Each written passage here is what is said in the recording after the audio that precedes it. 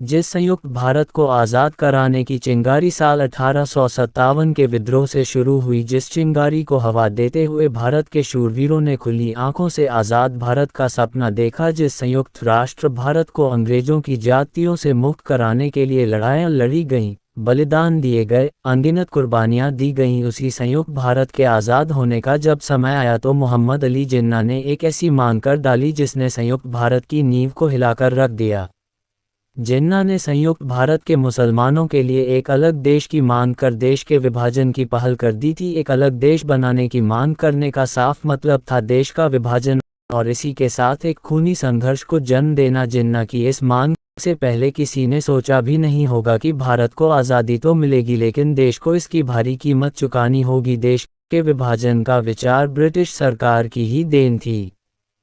साल 1857 के विद्रोह में हिंदू मुस्लिम एकता ने ब्रिटिश सरकार को ये सोचने पर मजबूर कर दिया था कि अगर संयुक्त भारत के लोग इसी तरह उनके खिलाफ विद्रोह करते रहे तो भारत पर उनकी हुकूमत कमज़ोर पड़ जाएगी। यहीं से शुरू हुई ब्रिटिश सरकार की डिवाइड एंड रूल पॉलिसी। 1857 के विद्रोह के बाद इंडियन नेशनल कांग्रेस की स्थापना हुई। आगे चलकर इंडियन नेशनल कांग्रेस ने मांग रखी कि देश में जो भी पढ़े लिखे भारतीय हों उन्हें सरकार में ज़्यादा से ज़्यादा भागीदारी दी जाए। जल्द ही डिफरेन को इस बात का एहसास हुआ कि इनकी गतिविधियां ब्रिटिश सरकार के लिए खतरा हैं। डिफरेन ने इंक को इस तरह की गतिविधियों के लिए रोका, लेकिन जब इनकी गतिविधियां नहीं रुकी तो डिफरेन ने उन्हें रोकने के लिए कई हथकंडे अपनाए, जिसका सबसे ज़्यादा असर तब हुआ जब डिफरेन ने अपने कुछ खास वफादार लोगों की मदद ली। इनमें से एक थे सैयद अहमद खान, जिन्होंने टू नेशन थ्योरी को जन्म दिया।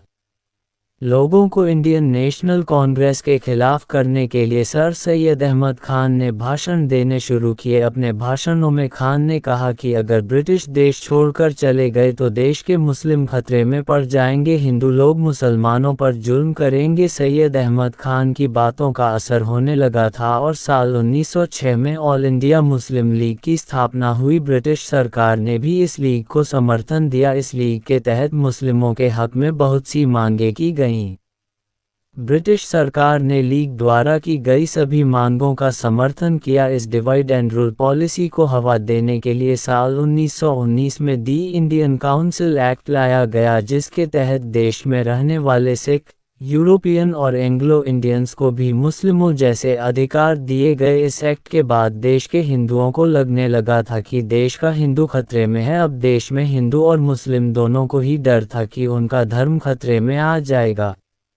इसका नतीजा ये हुआ कि देश में सांप्रदायिक दंगे होने लगे। जिन हिंदू मुस्लिम ने देश को आज़ाद कराने के लिए एक साथ लड़ाई लड़ी थी, वे अब एक दूसरे के दुश्मन बन चुके थे। देश के विभाजन में जिन्ना की अहम भूमिका रही। वो जिन्ना ही थे जिन्होंने संयुक्त भारत के मुस्लिमों के लिए एक अलग देश की मांग की थी, लेकिन जिन्ना शुरू से विभाजन की इस लड़ाई में शामिल नहीं थे। जिन्ना साल 1930 के बाद ऑल इंडिया मुस्लिम लीग से जुड़े और उनका मत भी यही था कि देश की पहचान धर्म से होती है। साल 1933 में मुस्लिम लीग के नेता चौधरी रहमत अली ने एक अलग देश की मांग की, जिसका नाम था पाकिस्तान।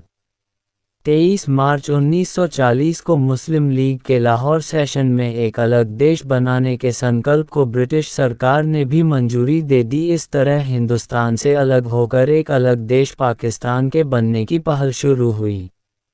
जब मोहम्मद अली जिन्ना ने मुसलमानों के लिए एक अलग देश बनाने की मांग की, तब इंडियन नेशनल कांग्रेस के खान अब्दुल गफ्फार खान और महात्मा गांधी ही दो ऐसे नेता थे जो इस विभाजन के सख्त खिलाफ थे। जिन्ना किसी भी तरह से मुस्लिमों के लिए अलग देश चाहते थे। विभाजन की इस लड़ाई में बहुत से सांप्रदायिक दंगे हुए। जिन्ना की इस मांग ने बंगाल में ऐसा हिंसा भड़काई कि गांधी जी को खुद अपनी जान की परवाह न करते हुए वहां के हिंदुओं को बचाने के लिए जाना पड़ा। विभाजन की इस आग में न जाने कितने निर्दोषों ने अपनी जान गंवाई थी। धार्मिक आधार पर लोग एक दूसरे के खून के प्यासे हो चुके थे।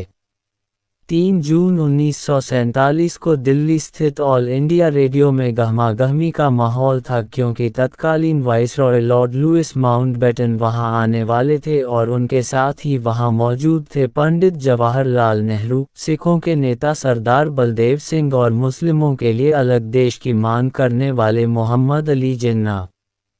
3 जून को माउंटबेटन ने ऑल इंडिया रेडियो से घोषणा करते हुए कहा, भारत की एकता को बचाए रखने के लिए किसी भी समझौते तक पहुंचना नामुमकिन हो गया था। इस बात का सवाल ही नहीं उठता है कि एक इलाके की बहुसंख्यक आबादी को ऐसी सरकार के हवाले छोड़ दिया जाए जिसमें उनका दखल न हो। इस हालात से बचने का एकमात्र रास्ता है विभाजन।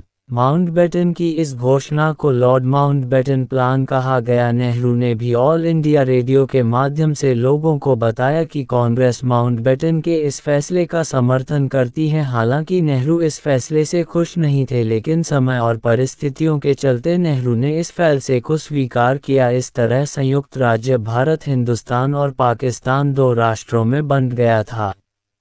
ऐसी ही और जानकारी के लिए हमारे चैनल को सब्सक्राइब करें।